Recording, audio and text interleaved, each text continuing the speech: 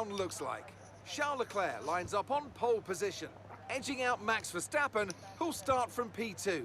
Looking at the rest of today's grid, we have Hamilton, Perez, George Russell and Sainz, Fernando Alonso, Ocon, Bottas and Pierre Gasly, Tsunoda, Norris, Mick Schumacher and Magnussen, Ricciardo, Albon, Guan Yu Zhou and Lance Stroll. Latifi and Sebastian Vettel starts from the back of the grid. And with lights out just moments away, it's time to go down to the track. And a warm welcome, of course, to my co-commentator here today. It's Natalie Pinkham. Can we begin by having a chat about Charles Leclerc? Well, it was a really impressive lap in qualifying to get pole position, but are they going to be able to hold on to the lead into the first corner with so many quick starters around them? One more thing to consider is the strategy element. How far can the drivers push these tyres, and who is going to blink first for fresh rubber? It'll be interesting to see if the leaders have to compromise their plan to cover off the cars behind them. Hello everyone and welcome to the very first recording, stream and upload from the new DB Racing channel. This is my new channel and it's going to bring lots of content from the new F1 2022 game.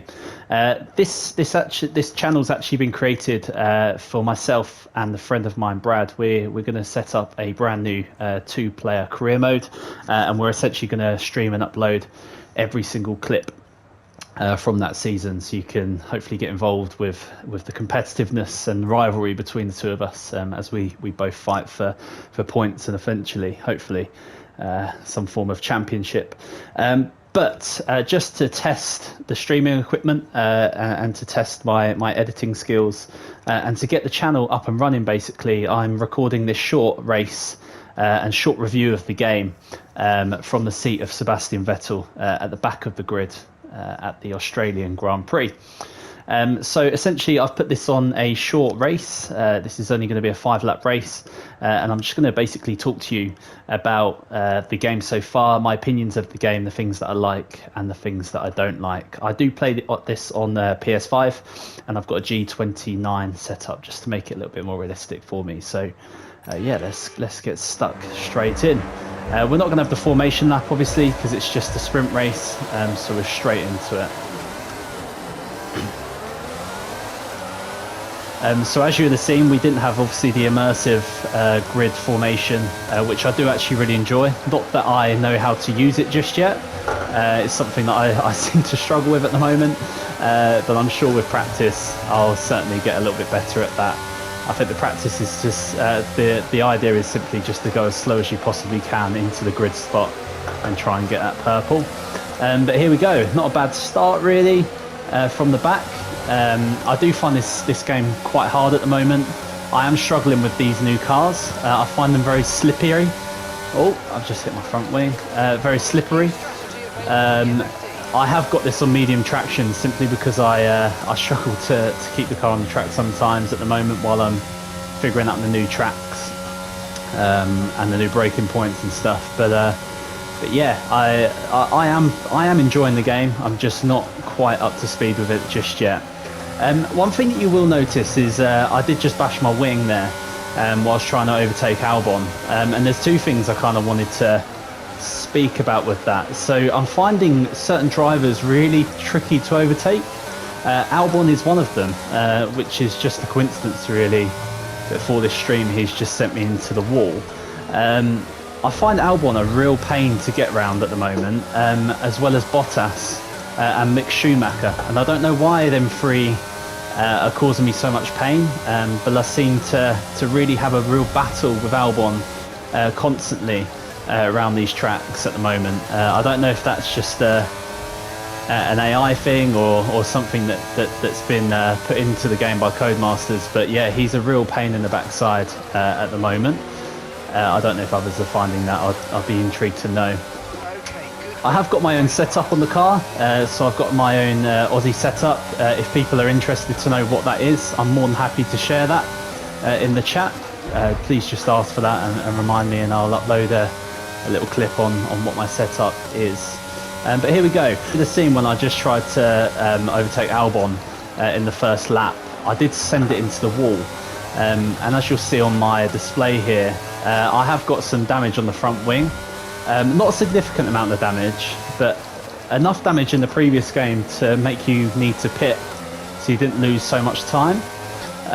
But I guess linking to real world really, front wing damage isn't having as much of an impact on these cars, and we saw it in the British Grand Prix at the weekend. You know, Charles Leclerc in lap 1 took some damage on his front wing and managed to be quite competitive all the way through the race. It's exactly the same on this game. I'm not finding front wing damage something that makes you have to pit. As you can see, I'm still putting in similar sort of lap times, and I'm still actually quite competitive in the midfield here with that wing damage. So that's just something that I've noticed from the gameplay. Something else that I've noticed as well, again, pretty realistic, but the Ferraris and Red Bulls are quite untouchable.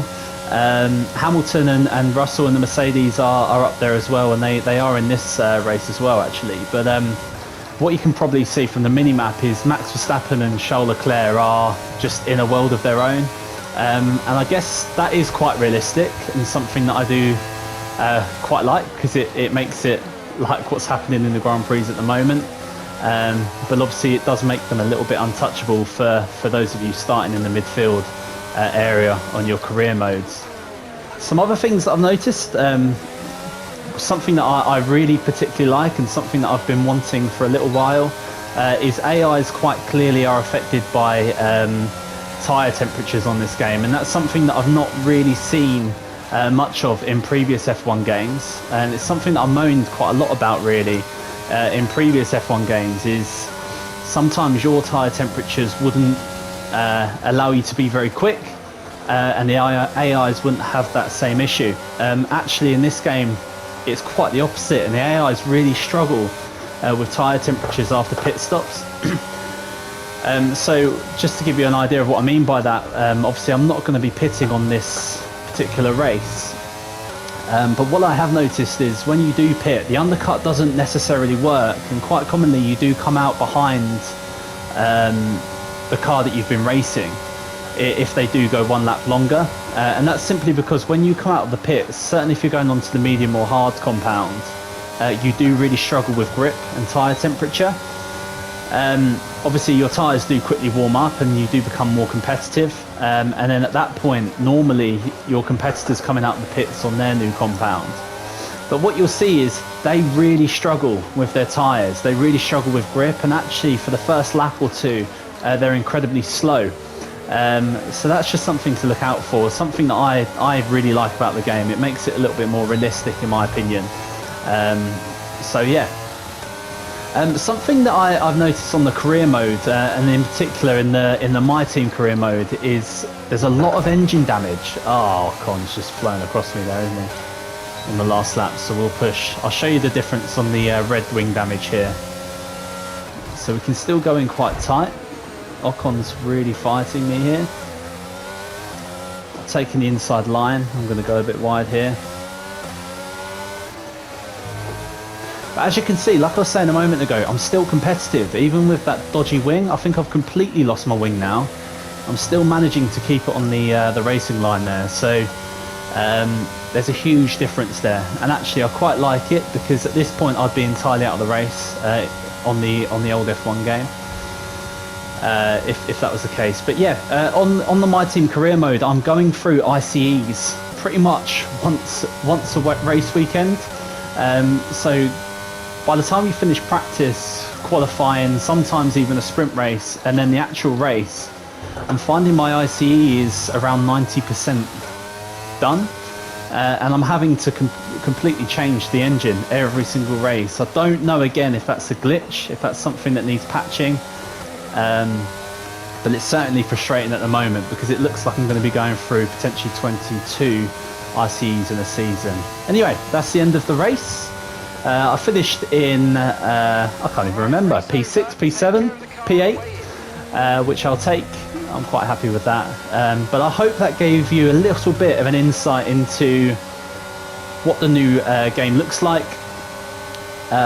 what I think of the new game, some of the good aspects, some of the bad aspects, and hopefully some things that will be fixed by the time we all get our teeth into it. But please do watch this space. As I said, myself and Brad, we have set up a two-player career mode, and we will be recording every single qualifying and every single race on that journey. The ups and downs, there will certainly be many of them.